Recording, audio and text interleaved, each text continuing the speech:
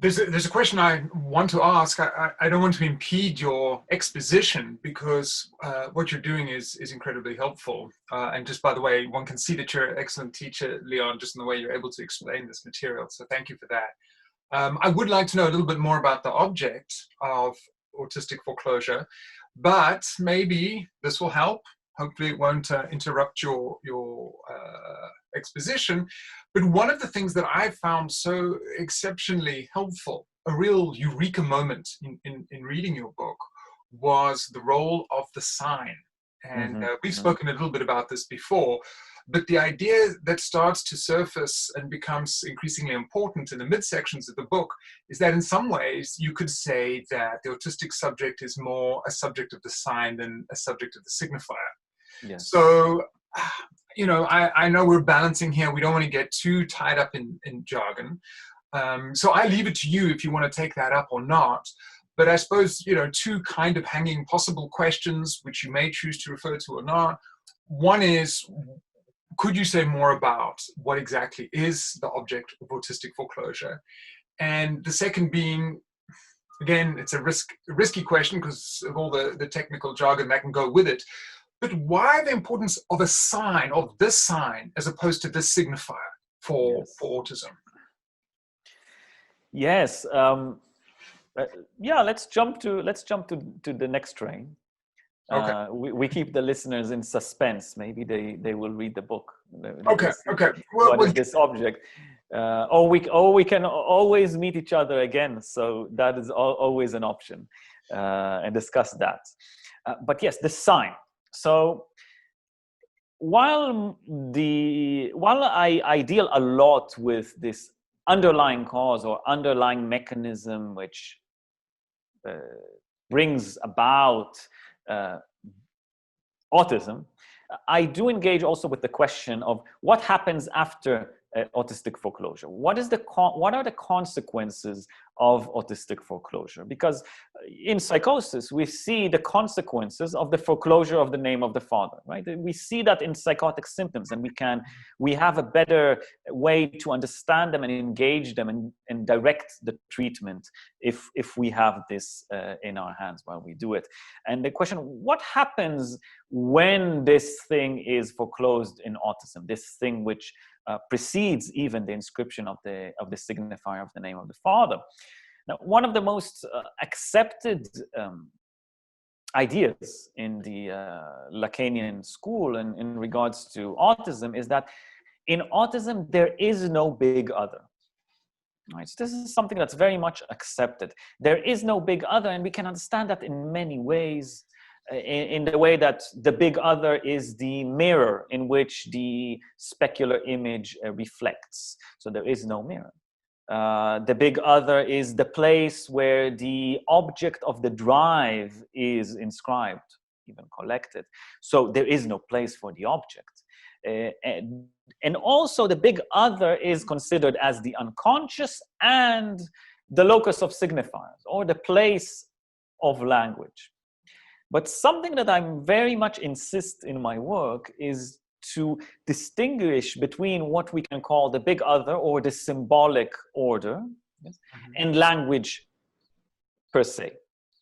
Because if we assume that autistic foreclosure in fact leads to a lack of a big other, and we think that the big other is equivalent to language, we would argue that autistic subjects are outside of language, divorced from language, which is obviously not true.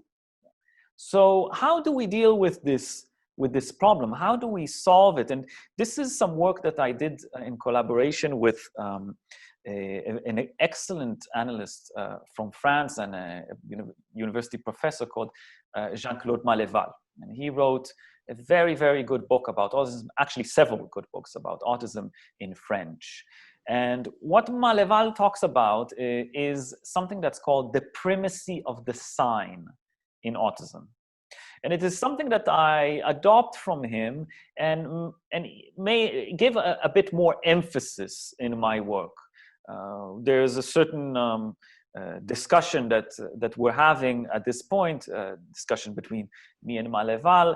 Is there actually a formation of a signifier in autism? But what I argue in general and in the book specifically is that what are the main consequence of autistic foreclosure when we describe it in linguistic terms is that autistic people do not have access to the big other in the sense of the locus of signifiers.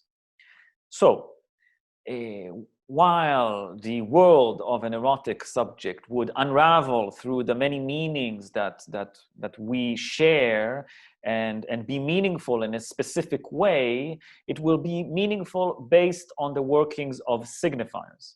Whereas the autistic world, which is a meaningful world as well, it will not be based on the working of signifiers, but on the workings of signs. So, to distinguish these two linguistic units in a simple way, let's say that signifiers, according to some theorists from the 20th century in the field of semiotics, they argue that signifiers convey meaning when they interact with each other. So it's not that the signifier would be the word table, and this word will have a referent in the world, which is a table. This is not how they think that language works. They say that there are different sound units like T, A, B, L, E, so L, E, N, and they are interposed one next to each other. And when they're interposed in a specific way, which is culturally accepted, they create a signification. So what they in fact argue is that there is a strict divide between what are signifiers, these sound images, and the meanings that language conveys. They don't refer to each other. There is no reference between one and the other. There is actually a divide that history shows is quite fluid. The connections between them can change. Now, while this kind of language, it enables us to use abstract concepts, concepts that don't have objects in the world.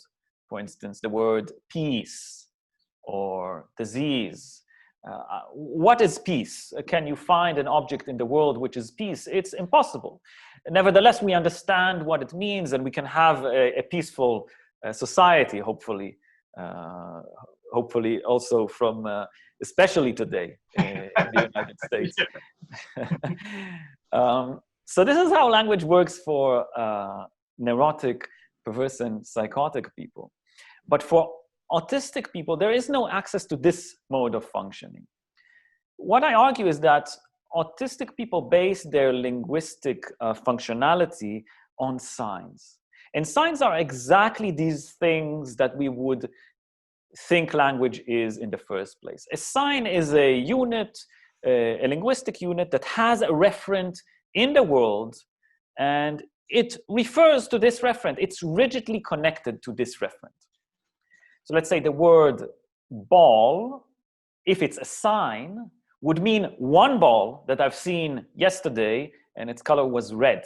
And if I see another round thing, round three-dimensional spheric thing, I wouldn't call it ball because ball is already the ball that I saw yesterday. Right? I will have to use another sign, maybe call it ball 2 or call it a different name altogether.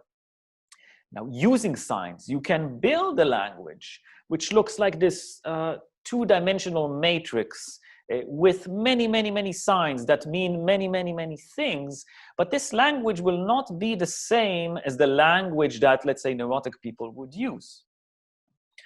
So this explains many things that we see in autism, a certain rigidness, the fact that it is extremely difficult for autistic people that do speak to be attentive to social cues. Context. All of these things change the meaning of a word.